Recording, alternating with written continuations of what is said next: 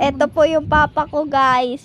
Pagkagaling sa trabaho, pagkatapos kumain, pampatulog daw po niya. Kasi po, nagbabike lang po siya galing sa Pasay hanggang sa Quezon City. Naaawa man po ako sa kanya, wala po ako magagawa kasi bata pa po ako. Babawi na lang po kami kay Papa pagkalaki namin. Eto yung mama ko, guys, dating buntis. Ngayon, mukhang buntis pa din. Kasi po, malakas po siya kumain. Yung tipong kakakain lang, maya-maya, magmemeryenda ulit. Ayan pong tinapay na yan. Dati po, puno pa yan. Ngayon, kalahati na. Nangalahati po agad sa loob ng 5 seconds lang. Ito po yung pinagbubuntis ni mama dati. Yang bata na yan. Dating nasa tiyan pa. Ngayon, humahalakhak na.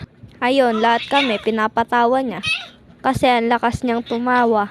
Tipong pagod na si mama tsaka si papa. Trabaho, tinatawanan lang ng tinatawanan ni Christian J. Ayun, tawang-tawa na sila mama and papa. Kasi po, grabe na po siya pag tumawa.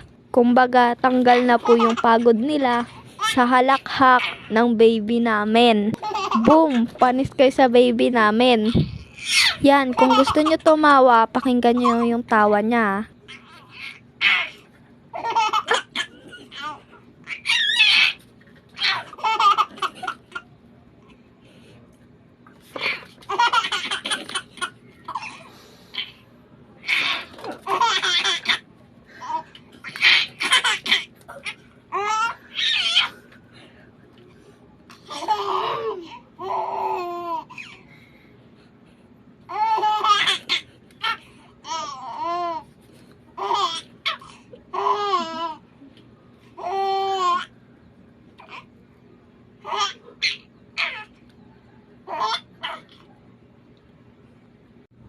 Ito nga po pala yung kuya ni Christian J.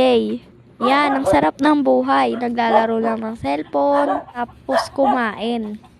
Si Papa nagiinom, si Mama kumakain, si Christian tumatawa, siya naman nagsiselfone. Ako nga po pala yung panganay sa aming magkakapatid. 3 kami. Ako yung panganay.